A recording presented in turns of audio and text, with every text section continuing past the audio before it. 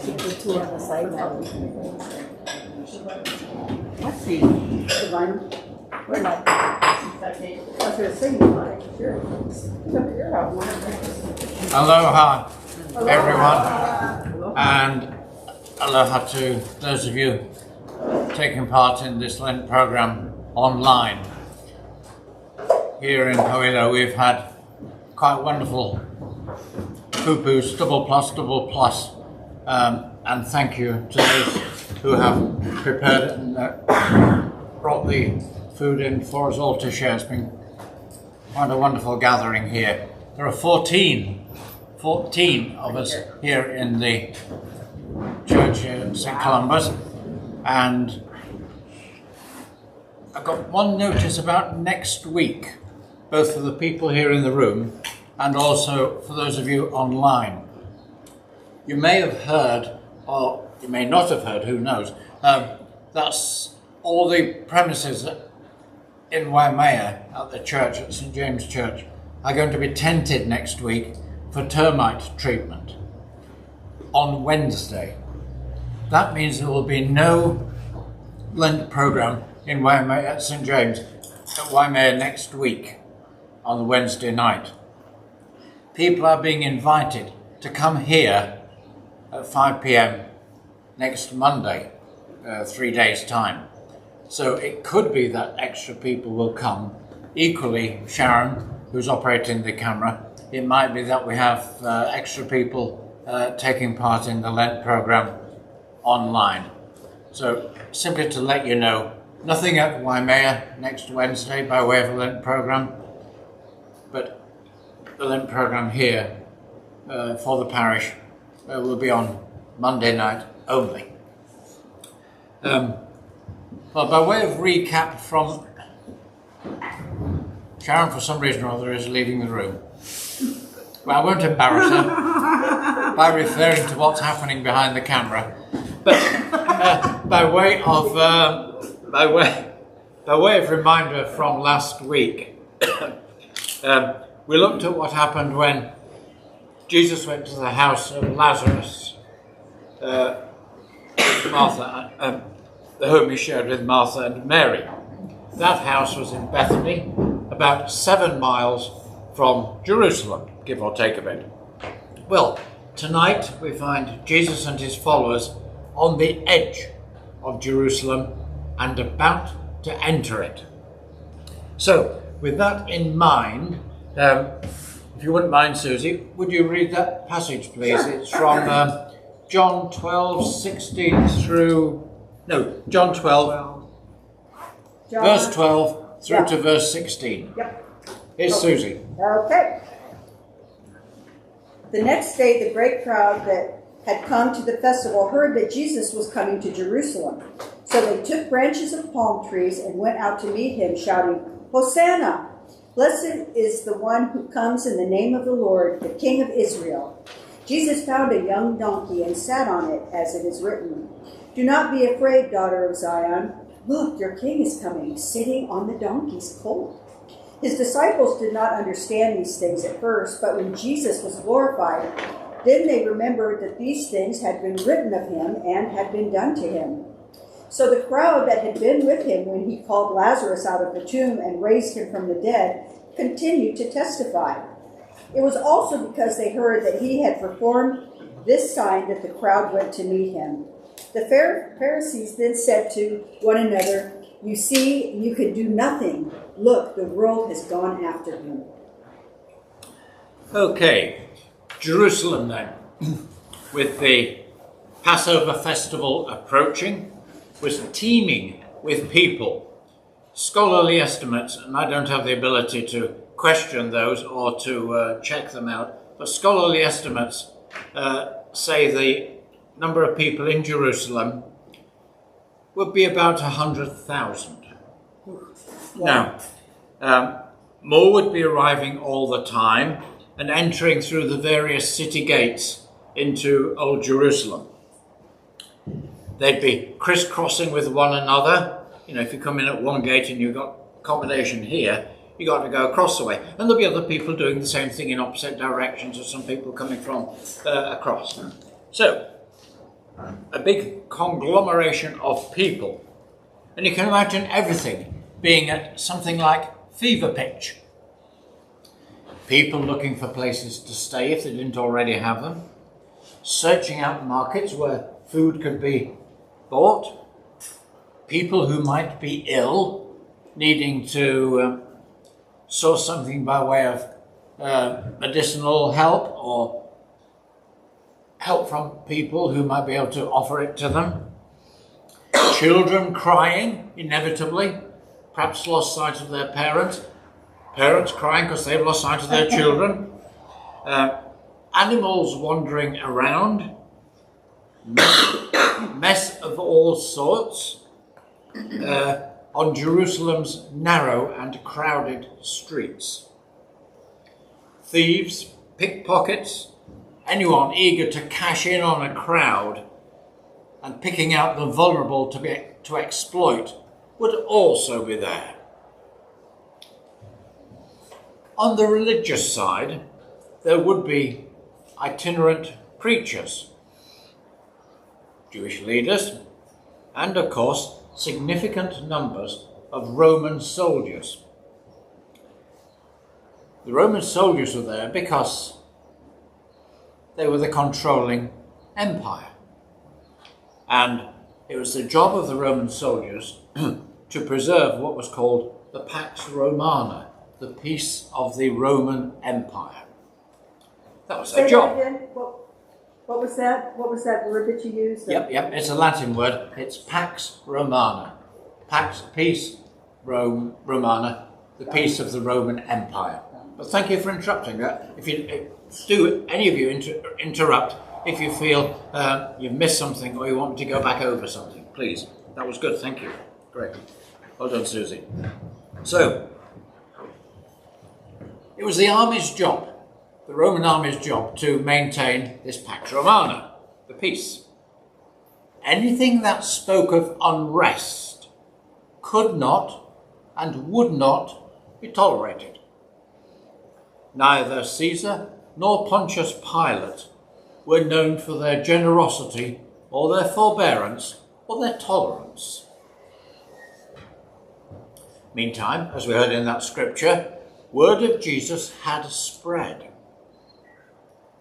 Now, even if, as it says in the scripture, everyone had heard of him coming, I would guess, human nature being what it is, that there will be some who would say, well, who's that then? By the same token, there would also be the curious who just wanted to get a sight of the man because a celebrity figure was passing by. And there will be some who say, well, okay, so what? And just carry on with what they were doing. So even if it says everyone had heard of him, and even if it says, as it does at the end of that passage, the whole world has gone after him, we have to say, well, what do those words actually mean? And you'll begin to get a flavour of what I'm unfolding fairly shortly. And then, of course, there were Jesus' followers, devoted and dedicated. A group of people, we know there are 12 disciples, and we can take it that there will be others as well, who journeyed along with him. They'd been gaining some understanding, along with some questions that they would have had about his teaching. Some of those questions they would have understood the answers he gave. We know some of the answers he gave perplexed and puzzled, even those closest to him, as to what Jesus was about and who he was and so on. Well, they knew, because Jesus had led them, that he was to go to Jerusalem. And here he is, about to enter the city. Jerusalem, the place of the Hebrew temple, then the centre of the Jewish religion. If a Jew was away from Jerusalem, then to pray 3 times a day, he, and it would have been the he, orientated his body towards Jerusalem for prayers. The remnants of the temple in Jerusalem are still the centre of the Jewish religion. It's called the Western Wall. Historically it used to be called the Wailing Wall, but it's the Western Wall, and it is the huge foundation of what was the temple destroyed in AD 70. So that is still the centre because it is the closest that the people of the Jewish faith can get to their historic temple. So here was Jesus on the outskirts of Jerusalem, ready to enter the city, under occupation by a foreign power. And the foreign power was an enemy the people wanted rid of. So we are told that the followers of Jesus, plus others no doubt, greeted Jesus as he entered his destination city. On a donkey, as we heard. No harm in that. It doesn't mean he was necessarily demeaning himself. Why not take a ride on a donkey if you're heading into Jerusalem? I would. Why shouldn't you? Nor would it necessarily indicate that Jesus was being humbled.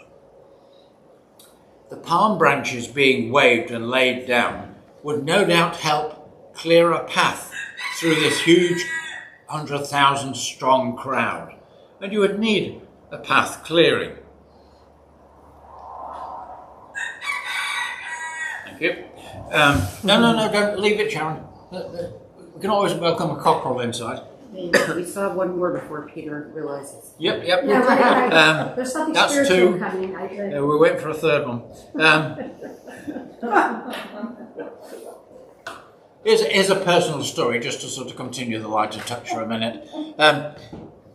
In my former job, I had to do various functions, things on the national stage. And one of the things on the national stage was the big memorial at Edinburgh Castle for fallen veterans. And royalty was always part of this event, and they would always wheel a bishop in, and the high levels of military, army, Air Force and Navy would all also be there. Getting in was no problem because the crowd was cleared to one side because there were people there to see what was happening, and there were hundreds of visitors. It was Edinburgh Castle, biggest tourist place in Scotland. So the crowd would be cleared and we could all walk through, and royalty would follow. At the end, however, once the royalty had got clear, it was Princess Anne, once the royalty had got clear, well, they didn't care about the rest of us, the crowd was just allowed to come back in. So I was stuck there in full bishop's kit with an admiral in his full kit. And we were stuck in the crowd. We could not get through the crowd. That's sort of my little entry into Jerusalem thing. But then all of a sudden, there was this voice from somewhere behind us. And as the voice got clearer, it was saying, "Make way for the Queen's Guard! Make way for the Queen's Guard! Make way for the Queen's Guard!" Now, when the voice appeared, it was an army corporal with two privates behind him, marching at full speed, and the crowd just melted away in front of them. Nobody was going to get in the way of those three. And I thought, that's how we're going to get out. Not a bit of it. As soon as they gone, the crowd came back in, and me and the Admiral were stuck once more. So I said to the Admiral, how is it they can get through, but we can't? And he said, they're steel heels.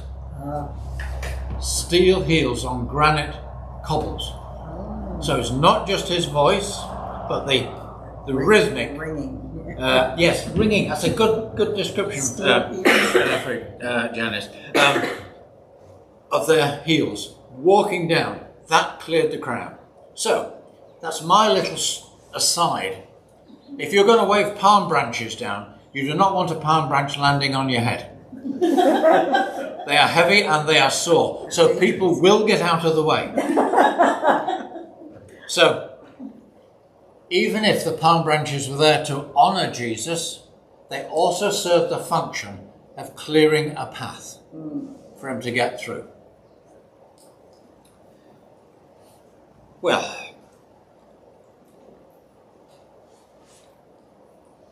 think of that crowd of 100,000 people.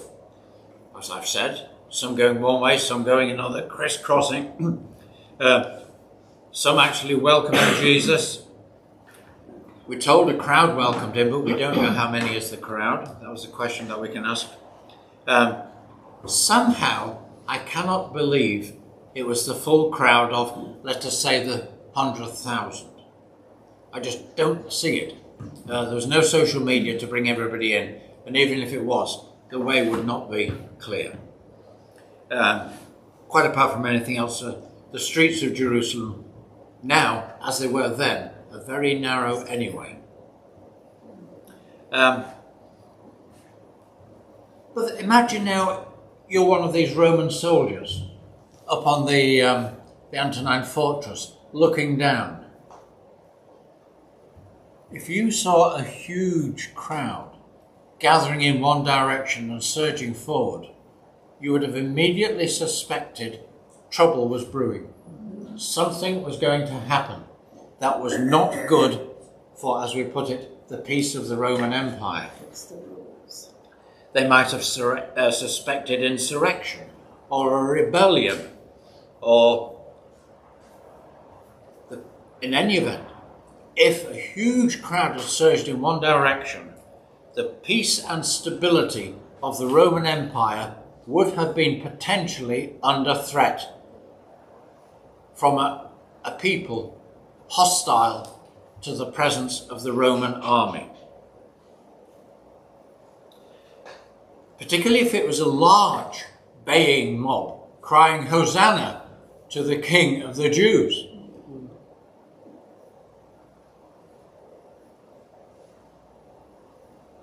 Did the Roman soldiers intervene? No, they didn't. That leads me to question, how many people actually walked in with Jesus? I suspect not all that many, because if it had been a lot, you can bet your boots the Roman soldiers would have been there with force and with all the armoury that was at their disposal, and they would not have taken any prisoners. Blood would have been spilt. So my guess and my reasoning is that the crowd that welcomed and accompanied Jesus on his way into Jerusalem was perhaps not as big as we might otherwise or initially have thought. Had it been a large crowd, I cannot believe that the Roman army would not have been involved, and that would have been recorded in the Gospels. There was no such intervention. So, let me just stop there, and those of you in the room, if you want to ask any questions about what I've said so far, I've been laying out the scene, you get that, and any thoughts what any of you might have about what the entry into Jerusalem might have looked like, and you're totally welcome to disagree with anything I've said. I'm quite content with that. But if anybody's got any thoughts, or if their mind has been changed as a consequence, or their faith disturbed, please do say. It clarifies the picture for me. I don't dispute at all your logic. I hadn't really thought of it in detail, and I appreciate it. I'll just summarise for the camera, Brian. Brian has said that the picture of what's historically called the triumphal entry into Jerusalem has been clarified for Brian at least in terms of what I've put forward before you. Thank you, Brian.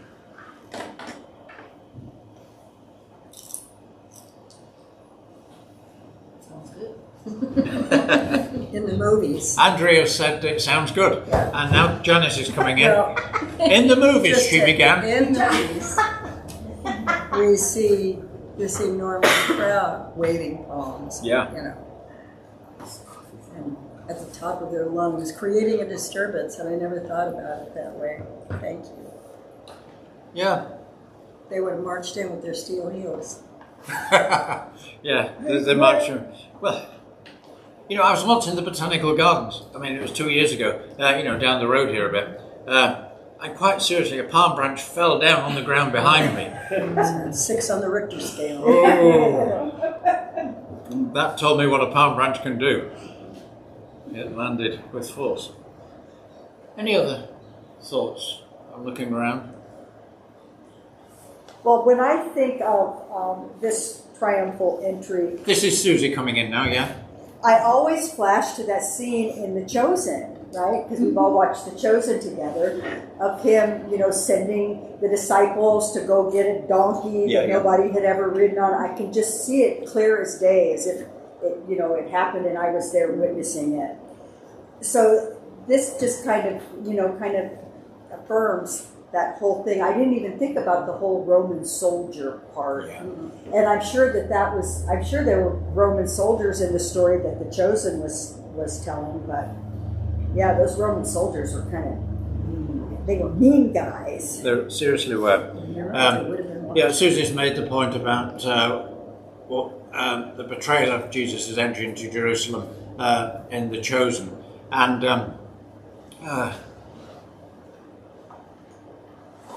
it is interesting that the scriptures don't even mention the presence of Roman soldiers. And I believe if they'd intervened at this point, the gospel writers would have recorded it without any shadow of doubt. But also, Jesus would have known, wouldn't he? Jesus would. Would have known that the Roman soldiers weren't going to be there. Jesus would know that. Yes, indeed. Gail is saying that Jesus would have known the Roman soldiers were there. Of course he would, absolutely.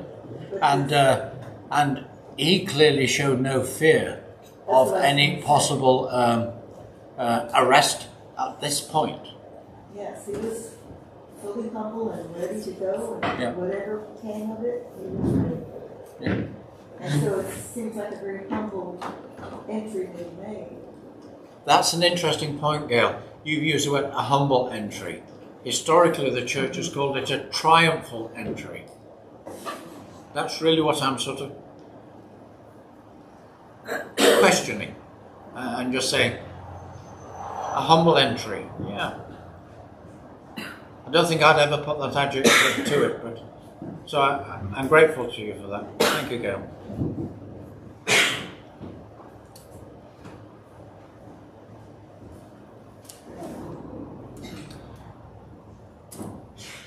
That actually takes out the next paragraph. So,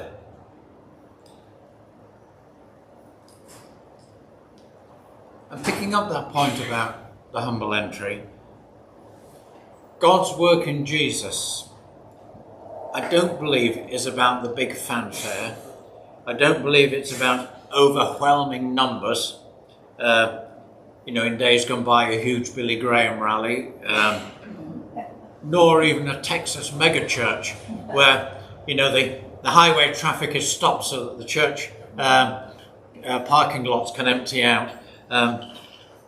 I believe the message of Jesus and the witness of Jesus and the missionary presence of Jesus is something humbler. I think it's quieter, and I think it's almost less noticed in so many ways. So Jesus didn't enter Jerusalem, I believe, as a conqueror with force, but as a peacemaker with love. I think his triumphal entry looks entirely different from what the world might expect a Messiah to be. Jesus came into Jerusalem, and I'm speaking now in metaphor and pictures. Jesus came into Jerusalem. Is the broadcast going okay, Sharon? Yeah, okay.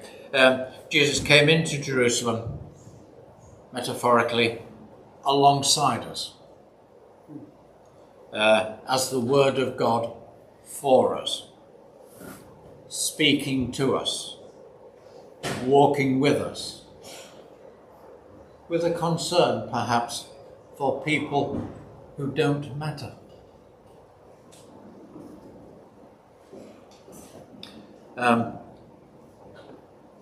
Did the Romans know Jesus was coming? Well, we don't know, basically. They may have done, but it clearly didn't faze them. Did the Jewish leadership know he was coming? I suspect they had some inclination that he'd be on his way, simply because the Pharisees had been tracking him along the way. Sadducees too. So they would know he was on the way. Whether they knew he was actually there, we can't say, because we're not told. They might well, the Pharisees and Sadducees and the temple authorities, might well have been aware of Jesus' potential nuisance value, because they'd already questioned that, and that's documented well through the Gospels. But so for them, it's likely that his reputation had preceded him.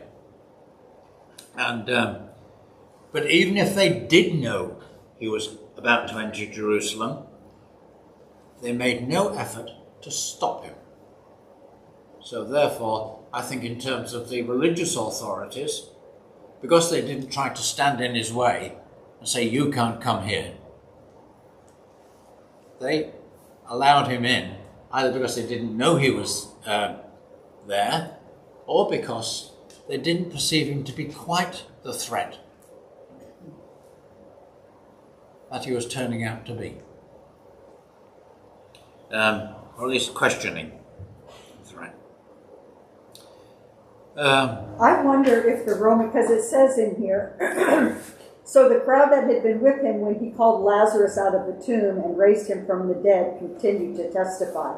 So I imagine that was like a big, everybody's talking about it, right? It's the coconut wireless times 10, right? You know, the word is spreading, and maybe the Roman soldiers were maybe just a little afraid, or maybe they were kind of turning into believers. So, that's an interesting point, Susie. The coconut telegraph, that phrase was used on Wednesday night as well. It's the first time I've heard it, but it's a wonderful one. We talk about jungle drums back home. Yes, it's quite conceivable that people were talking. You know, there was some sort of, as it were, spider's web of networking of people saying. So it's quite likely that there was some sort of conversation going on, and some word being spread about Jesus. Because the raising of Lazarus from the dead did indeed attract attention. That's big news. Yeah. Whether the Roman soldiers were being converted or whether they were just doing let's look, see, arm's length, just keep observation. We'll see.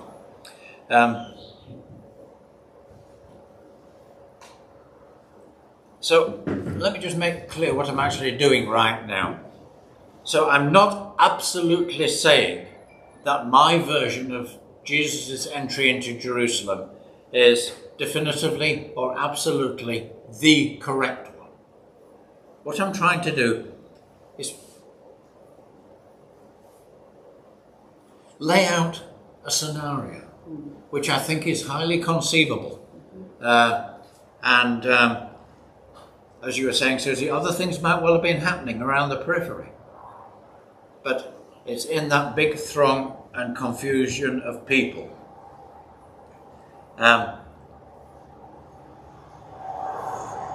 Whether and how restricted Jesus' humble entry into Jerusalem was, we don't know. But I don't believe it was the big surge of people. So, where does that take me?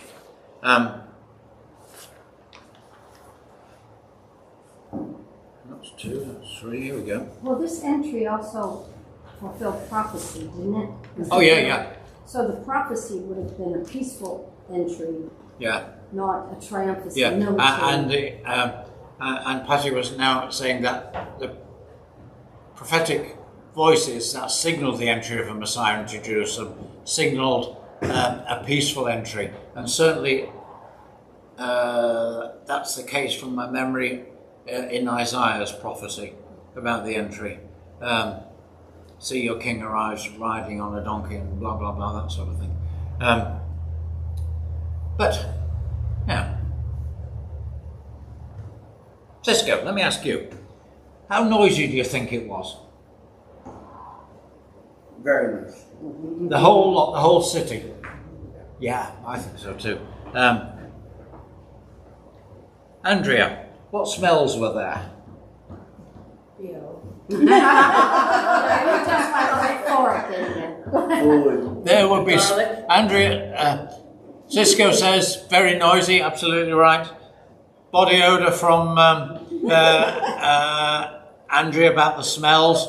What other smells would be there? Oh, animals. Animals, Janice, well done. Yep.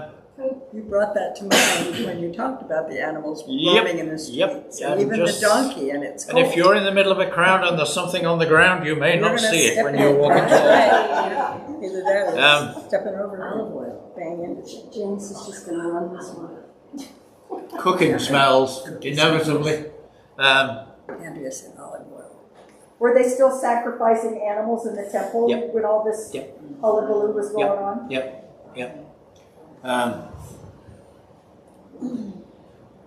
So what was the weather like? Hot. Yeah. Desert. Can be very hot. We don't know it was hot, but we can guess. I think Passover happens about March, April time, so yeah, Jerusalem's fairly hot. You know, if they were putting palm fronds out in front of them, we could assume it wasn't raining. So it wouldn't be raining? No, probably not. I mean, we don't know. But one of the things, in broad terms, there are two ways of looking at written texts, in this case the Bible.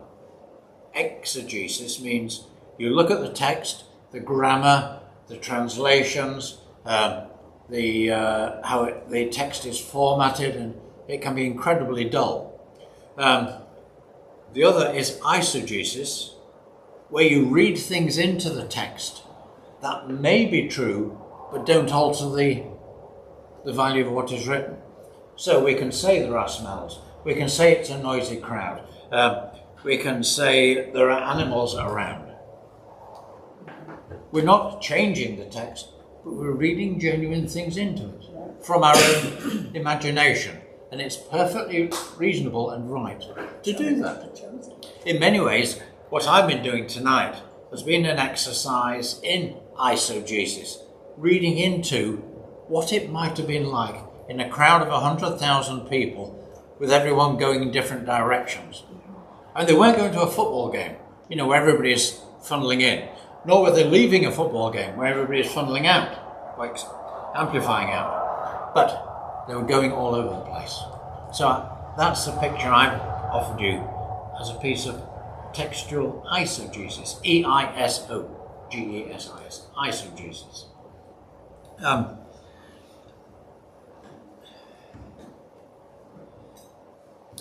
So, if you were in the crowd, no, let's start another one. Sharon, would you like to have been in that crowd? No. Any idea why you wouldn't have liked to have been there? Because I'd like to be in the front of that crowd. You'd like to be in the front of the crowd, okay.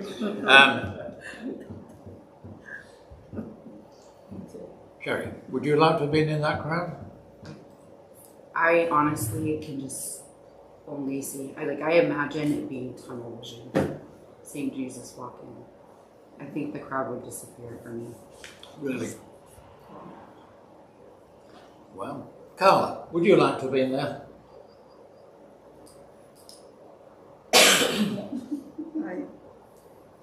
Not sure. You don't know. That's a perfectly fair answer. She doesn't hear well. Who would anybody else like to say whether they would like to have been there or not? Sorry? I would love to. You'd love to have been there. Yeah, okay. Me too. Yeah. I would want to be there for just a short time and snap my fingers and not be there. Okay. She wants the magic. That was Sherry. The idea of if you're a follower of Jesus, you're going to be there. no matter what. And, no matter what, you have to step in or over. But it wouldn't be a pleasant experience, like the kind of pleasant experience that we're used to. But for Jesus, why do you think it we would have been done pleasant? I mean, I just wonder why. Hot, animal smells, it's not a pleasant experience. But for me, that's not a pleasant. Peter would have probably not appreciated it because he was always concerned, or seemed to always be concerned about safety and order. Yeah. Matthew, I think they'd probably all be in their own heads too. I mean, everybody has Peter. No, there are those of us who would just run along. But you're there because of Jesus, so it would be something your heart wanted you to do, even if it was not a pleasant experience. What's been happening here in the room, I don't know if you could pick this up online, is that various voices have said whether they would like to be in the crowd or not, or the Apostle Peter, where would he be, and some wanting to get right to the front, others not certain, and so on and so on and so on. So the room's been sort of quite energized in the last couple of minutes or so. But I'm beginning to move now towards our close. So I'm trying to get this now a little bit more personal. If Jesus is entering into Jerusalem, and as I said earlier, alongside us, might have been not quite the big, huge event that perhaps we'd previously thought, but was maybe a smallish sort of event, perhaps unnoticed by many of the people in Jerusalem. What might that say about the ministries and the acts of love that take place here in this congregation? Jesus moving alongside St. Columba's. Might not always be in the big programs or in the visible changes, though you have had some quite big programs here with visible changes. Those things matter and they are important. But there's also the quiet faithfulness of people caring for one another. The small acts of reconciliation and caring, where one person notices another, perhaps not 100%, and moves alongside. The prayers lifted for one another, not least if things go wrong with various folks or in their households. Building one another up, rehabilitating when things have gone wrong, reconciling when relationships have got fractured, redeeming one another to be set free to walk alongside Jesus as Jesus walks alongside us, and to receive his grace coming to us. So don't just think about the entry into Jerusalem as something that happened then. Think of it as happening here now. Jesus is entering Jerusalem with the people of St. Columba's.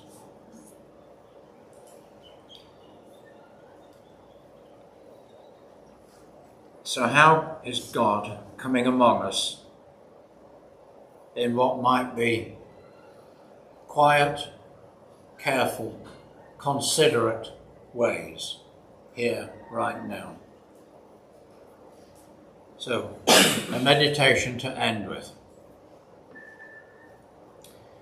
Picture yourself as the person you are now. So, you are Carla, you are Sherry. You're not St. Peter or St. John, you are Andrea, Cisco, you are yourself. Place yourself in that crowd in Jerusalem, somewhere.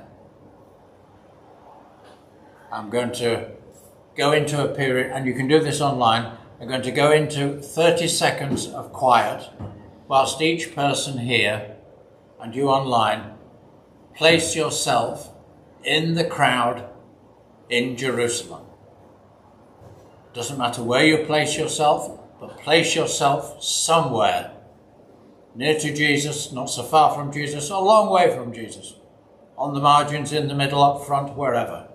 Place yourself in that crowd, and for 30 seconds, imagine yourself in there, and then I'll offer a slight development of that meditation.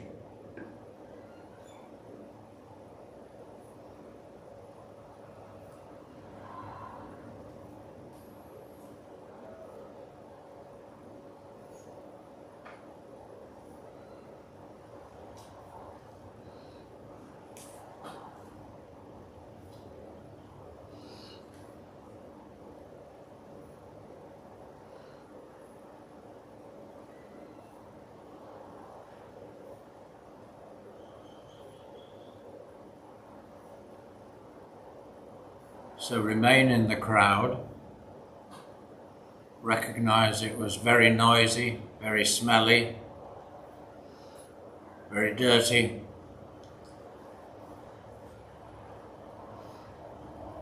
But through the noise, one voice comes to where you are. That voice of Jesus comes through the crowd. It breaks through the noise, and you personally hear Jesus saying to you, "Come and follow me." Jesus is saying to you, "Come and follow me."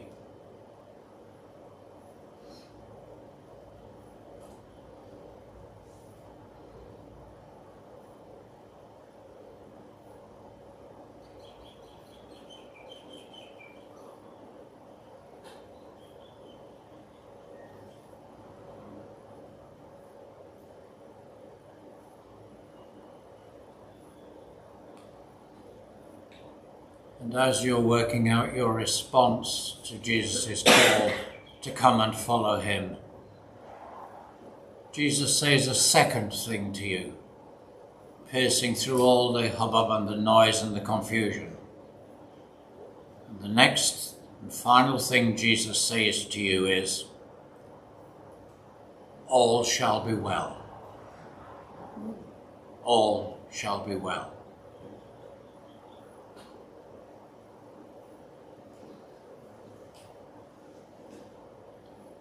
In just a few more seconds, we come back into the room here.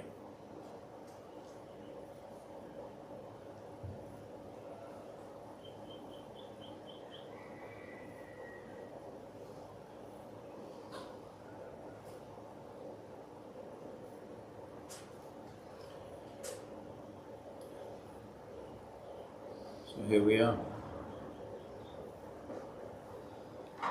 The voice of Jesus breaking through to each of us in the midst of the tumult, in the midst of the crowd.